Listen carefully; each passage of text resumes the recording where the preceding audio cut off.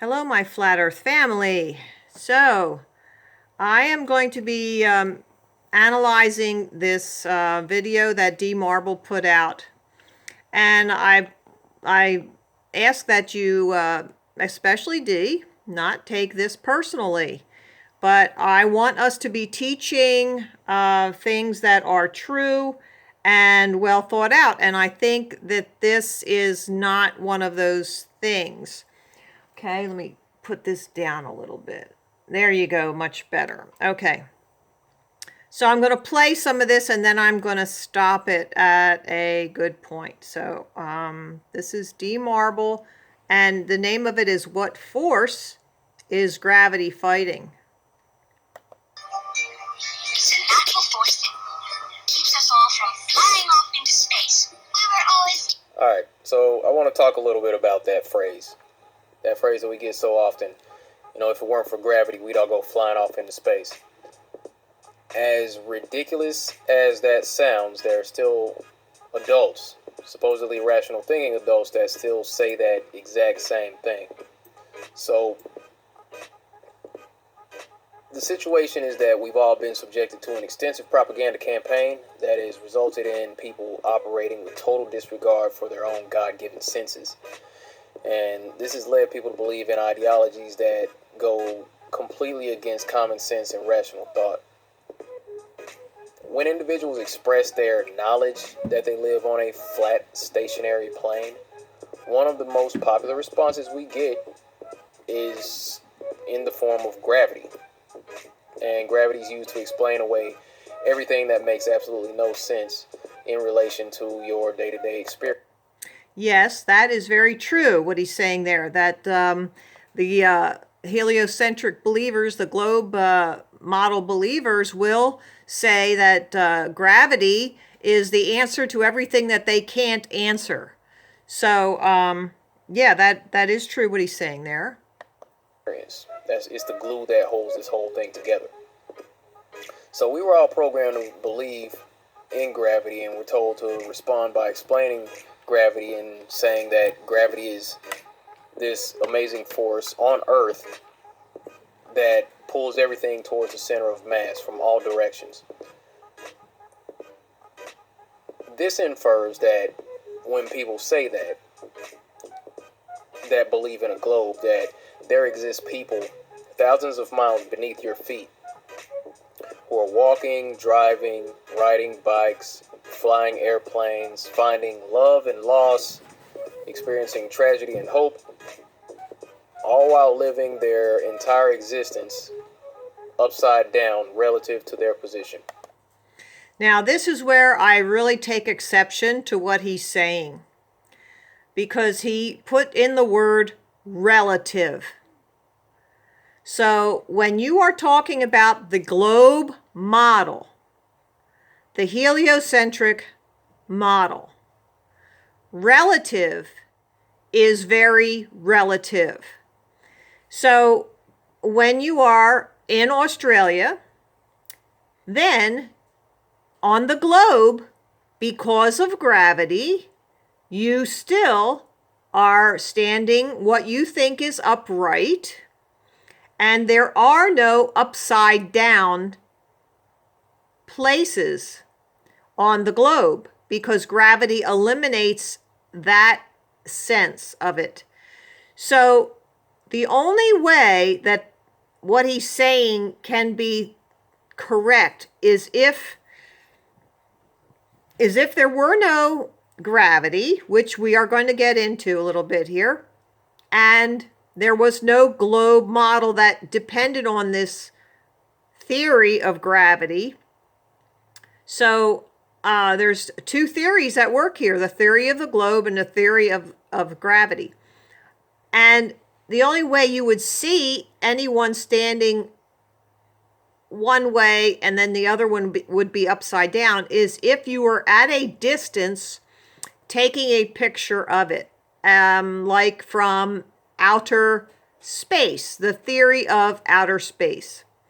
So let's hear some more. But the word relative is very relative, and this is what I'm objecting to here. And there's also something else that I think he's going to quickly get to. And when people say that, I don't believe that they're really thinking that deeply about what they're saying.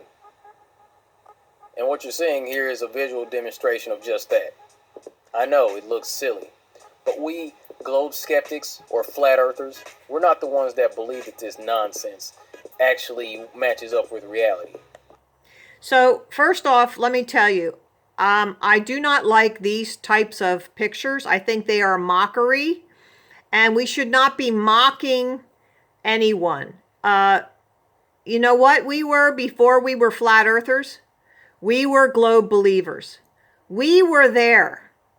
So we even believed that there were people down under, and therefore they would be in this relative position. So I just do not like this. I never have. There's another guy that I work with in the flat earth community, and he really likes this, but I think it's more appealing to someone wanting to mock the globies back. Let's mock them back. Now, my friend says, well, it makes somebody think. Okay, all right, so it does. But I just avoid this kind of thing because I have a teaching attitude. My attitude is that there but for the grace of God go I. I could be still believing this if somebody did not teach me the error of my ways. So I try to avoid these things. I'm not going to criticize Daryl for using this, but I think he's misunderstanding this. This is why I'm bringing this up. I avoided doing an analyzing of his video here because I just wanted to avoid this. But I think at this point I need to address this. So let's continue. Just because that's what we're told. But if you believe that gravity's strong enough to be pulling everything towards the center of mass, and let's go ahead and take a look at this example and break it down a little bit. Now, one other thing is when we were all learning the spinning ball model, the globe model, was anyone ever shown a picture of people upside down like this? As children, were we ever shown anything like this? No, I never was.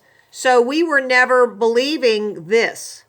We were believing that everything was relative to your position on the earth, and everyone stood upright because gravity. So, next thing.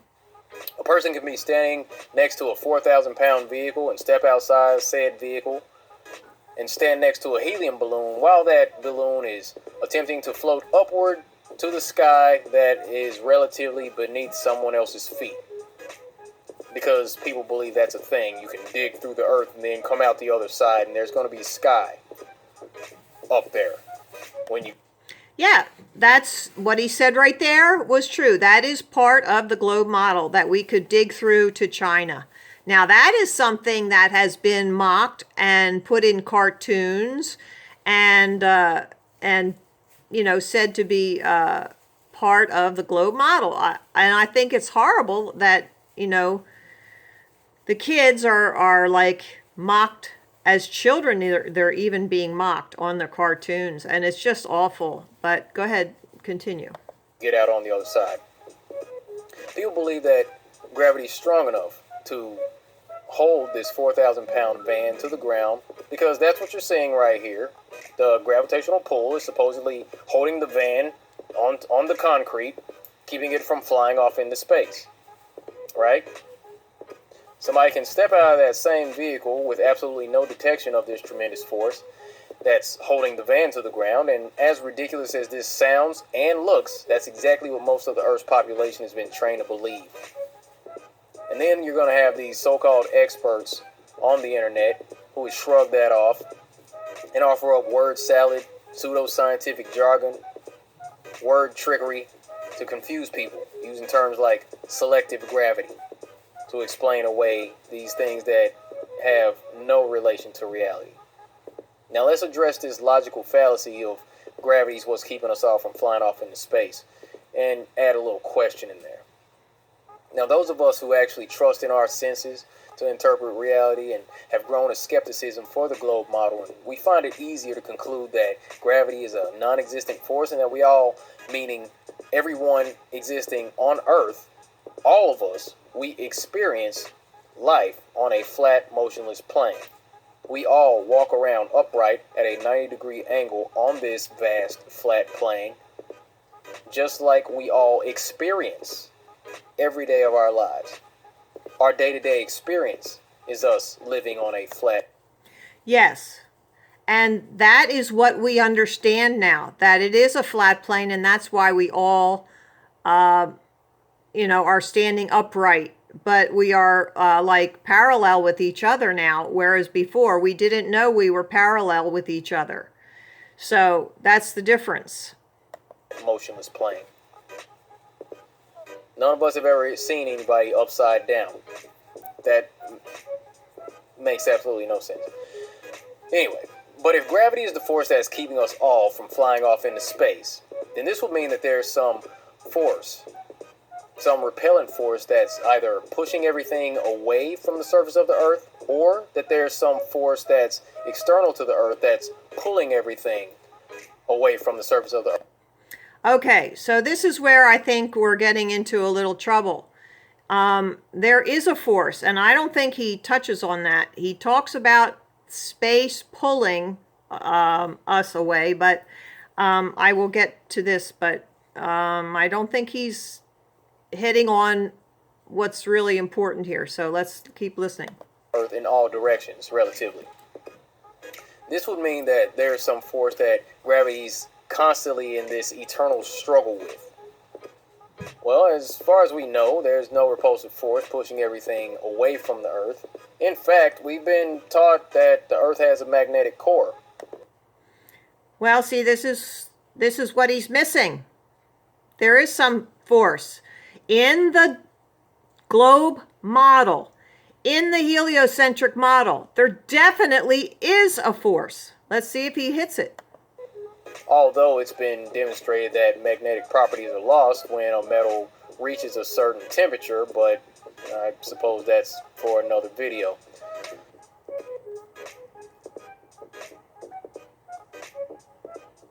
And this is all very true. So it's a very nice little... And as far as the external force pulling things off the Earth, that gravity's supposed to be constantly fighting against, well, some people would say that's the vacuum of space, and attribute all that to this infinite vacuum of space. But it's been demonstrated, and it's been discussed at length by other content creators, that the idea of an enclosed system existing next to a vacuum without a physical membrane or a barrier between the two, that's a physical impossibility. So to summarize, if you believe that gravity is the force that keeps us all from flying off into space, then that means that there has to be some force that gravity is perpetually counteracting, that's either pushing us away from the surface of the Earth, or that's pulling us out into space. 7:06, he's got about 24 minutes, so let me see. Or seconds. Off of the face of the Earth. Sorry, 24 seconds. So the question is, what is that force that gravity's constantly battling against? What's the name of that force? I just want you to think about these things. And that's all I got for this video. As always, be good to each other. So, he didn't get it. He did not get it. There is absolutely a force in the globe model. In the heliocentric model, there absolutely is. And that's the spin of the Earth. So why would he totally ignore that? Why would he not know that? If you want to go out and teach flat Earth, then you have to know the globe model. You have to know the heliocentric model. How could he have missed this? I don't know. Let's see what my comment was here on this And I wrote it up. Let me get it up into big here. All right. Oh, I'm still going to have to adjust my camera. And it was so nicely situated. Okay.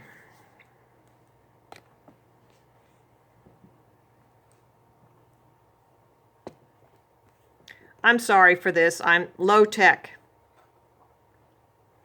Okay. So here's my comment, and I put it on the video, so I hope he reads it. And it is, I don't agree with the way you did this video. You used the word relative, which I already talked about in the video. Using the word relative makes the theory of gravity plausible.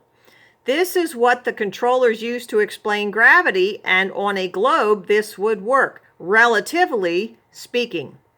A spinning globe would have a force repelling us from the center and could cause something to be flung into space in the heliocentric model. That force is called centrifugal force, an apparent force that acts outward on a body moving around a center. And I'll just interject here that we've all been on the playground, and there's one of those little spinning things, and you sit on it. The boys would say, "Oh, girls, get on this thing, it will spin you around." Okay, so all the bad boys make it go so fast that the girls start flying off. You know how it is. So maybe they took them off the playgrounds. I don't know. But let me finish this, my comment. So centrifugal force is caused by the supposed spin of the Earth in its made-up rotation. The heliocentric model makes sense. That is how they got away with this for so long. However, the heliocentric model is not based in reality, and it is only held up by more theory. So the theory of heliocentric plus the theory of the globe has to be held up by the theory of gravity. That's what I'm saying here. The flat Earth is held up by fact. We cannot tear down theory supported by other theory. We can teach fact. Now, this is where I get into something that's very important. And most of my flat Earth friends, you just totally ignore this. Don't ignore it. Start studying it. Look into it and offer a possible alternative. So here I start here. In order to teach the flat Earth, you must know the heliocentric model with all their arguments. This video will be mocked by globalists and helio believers. There is no fact presented here that will disprove gravity. May I suggest that you look at diamagnetism as a possible alternative theory? Yes, it's a theory of mine.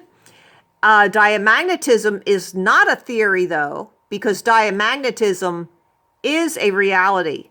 But is it in our realm? Can we apply it to the flat Earth theory? Can we apply it to our flat Earth reality? I find it to be a plausible alternative. At least offering an alternative that achieves the same result will get you an equal basis for comparison from which to start testing. And that's why I offer it. That's why I say it. Because, let me read this last one again here. At least offering an alternative that achieves the same result will get you an equal basis for comparison from which to start testing. It is very important that you have the scientific method and you look at things from an unbiased position, and that you have something to test. So what could it be? You look at the evidence. All right, things fall. And the only thing that we have so far is gravity. No other alternatives are being offered. Nothing else we can test. So that's why we accept gravity. That's why gravity is so popular, because nothing else has been offered. So let's start offering an alternative that achieves the same result, will get you an equal basis for comparison from which you start testing. That's what I'm trying to tell you. And density and buoyancy are not cutting it. They are only properties within the force. Diamagnetism is a force. So let's start talking about a possible alternative force. Thank you. That's all I wanted to do here. It's nothing personal. This is totally just professional. And I wanted to give the Flat Earth teachers something to chew on. All right. Thank you so much. Have a great day.